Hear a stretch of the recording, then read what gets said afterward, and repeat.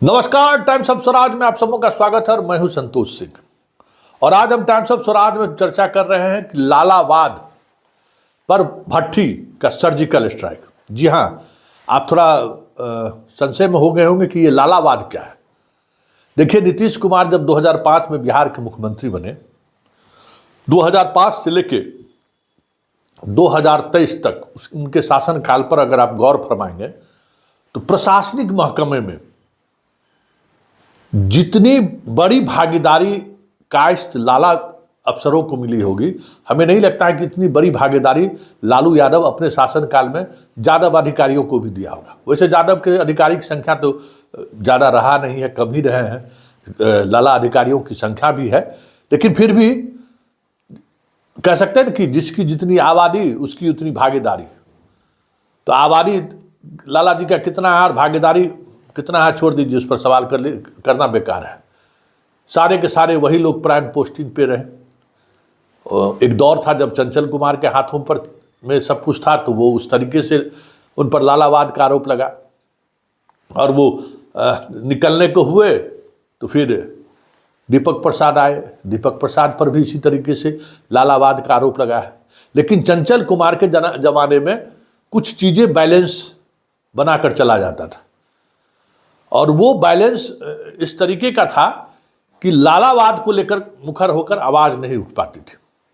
लेकिन दीपक प्रसाद के कार्यकाल में लालावाद को लेकर अब आवाज़ ही नहीं उठने लगा है। हस्तिनापुर में कह सकते हैं कि उनके खिलाफ अब साजिश भी रची जा रही है। वो कैसे वहाँ से हटे, इसकी पूरी कोशिश भी हो रही है, और सीएम के करीबी जितने लोग हैं अपने अपने तरीके से दीपक कुमार को साधने में लगे हुए हैं। ऐसी खबरें हर दिन हम लोगों के पास आती रहती हैं।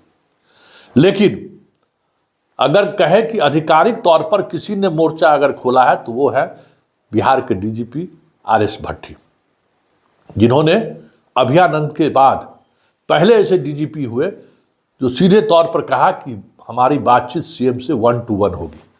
दीपक प्रसाद या कोई भी आदमी हमारे दोनों आदमी के बातचीत के दौरान नहीं बैठ सकते। और उस बात को लेकर भट्टी इस तरीके से रिजिड हुए कि सीएम को भी मानना पड़ा और बाकी अधिकारियों को भी बाहर बैठना पड़ गया। ये चीज़ें चल रही हैं। याद होगा कि मद्य निषेध दिवस के मौके पर एकदम रणनीति के तहत दीपक प्रसाद ने भट्टी को उस बैठक में आने से रोक दिया, जिस बैठक में कई प्रदेश के आईपीएस अधिकारी को सम्मानित करना था, आईएएस अधिकारियों को सम्मानित करना था। नाराजगी खुलकर सीएम ने व्यक्त की, और यही नाराजगी भट्टी के लिए कहिए तो एक प्राण वायु की तरह काम किया, क्योंकि जब से भट्टी आए थे काफ़ी असहज महसूस कर रहे थे। कई उनके निर्णय फॉलो नहीं हो पा रहे थे, जबकि मुख्यमंत्री इस मामले में बहुत ही उनका स्पष्ट नजरिया रहा है कि आईएएस के पोस्टिंग में जो सामान्य प्रशासन विभाग के जो लोग हैं उनकी चलती ही चलती है। एक मोटे मोटे तौर पर एक लकीर उनका खिंचा हुआ है, उसका कभी भी उल्लंघन नहीं होना चाहिए। उस लकीर का उसके रेखा है, वो उसको आप लक्ष्मण रेखा को पार नहीं कर सकते हैं। इसी तरीके से पुलिस डिपार्टमेंट में भी था। लेकिन डीजीपी की बात सुनी जाती थी, फाइल का मूवमेंट डीजीपी के यहाँ से होता था, और अंतिम डिबेट के दौरान कुछ चीज़ें बदलती थी, क्योंकि ट्रांसफर पोस्टिंग का एक अपना खाका तैयार रहता था। उसी में डीजीपी भी अपना प्रस्ताव लेकर आते थे। भट्टी जी का हर प्रस्ताव को दीपक कुमार टर्न डाउन कर देते थे। तो ये चीज़ें थी ही। इस बार बहस चली रही थी, लेकिन भट्टी ने इस बार लालावाद पर सीधे तौर पर हमला बोला है। याद होगा दरभंगा का आईजी को रिटायर हुए 1 महीने से अधिक हो गया, अभी तक पोस्टिंग नहीं हुई, क्योंकि वहाँ वो सुनील कुमार एक दूसरे सीआईडी में लाला जी हैं उसकी पोस्टिंग चाहते थे।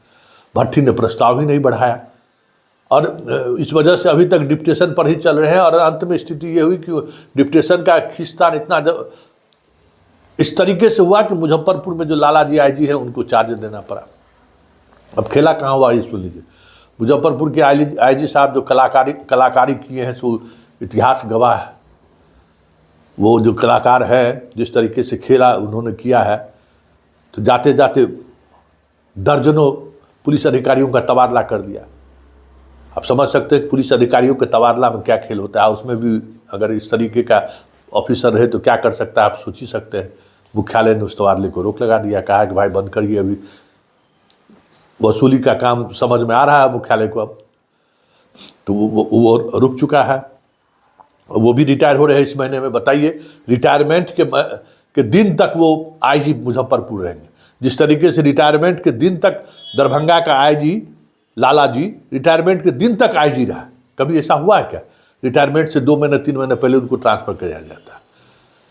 अभी जितने लाला पुलिस ऑफिसर हैं सब फील्ड में है, जितना डीएसपी सब फील्ड में, जितना आईपीएस सब फील्ड में, Siwan SP, Darbhanga SP, Chhapra DIG, कई अधिकारी आपको मिल जाएंगे। जितने डीएसपी स्तर के अधिकारी हैं सब फील्ड में है। तो ये सारे अधिकारी फील्ड में है, और कहीं न कहीं इस पर कहा जाता है कि दीपक प्रसाद का यह आईएएस अधिकारियों में भी लाला का वर्चस्व है। जहां लाला है वो फील्ड में है, लगातार फील्ड में रहे हैं। दूसरी जाति के लोग फील्ड में रहे, और ऐसा भी नहीं कि बहुत योग्य ये लोग माने जाते हैं, इनकी योग्यता का कायल है, ऐसा भी नहीं है कि बहुत बेहतर परफॉर्मेंस कर रहे हो। देख लीजिए ना, परते अमृत देख लीजिए, हम आनंद किशोर को देख लीजिए, अतुल प्रसाद को देख लीजिए, सब जगह जहाँ देखिए ये लोग अपने खुट्टा जमाए हुए हैं, इसको लेकर चीज़ें चल रही हैं। तब देखिए भट्टी के इस बगावत का कितना असर होता है वो तो आने वाले समय पर पता चलेगा। लेकिन इतना तय है कि पहली बार किसी अधिकारी ने लालावाद को इस तरीके से खुली चुनौती दी है कि तुम्हारा ट्रांसफ़र पोस्टिंग हम रद्द कर देंगे, तुम्हारे एक भी पोस्टिंग में अगर लाला का नाम हुआ तो उसको हम पोस्टिंग के लिए बढ़ाएंगे नहीं, और मुख्यमंत्री से खुलकर हम नाराज़गी भी व्यक्त करेंगे। अब देखिए आगे आगे होता है क्या।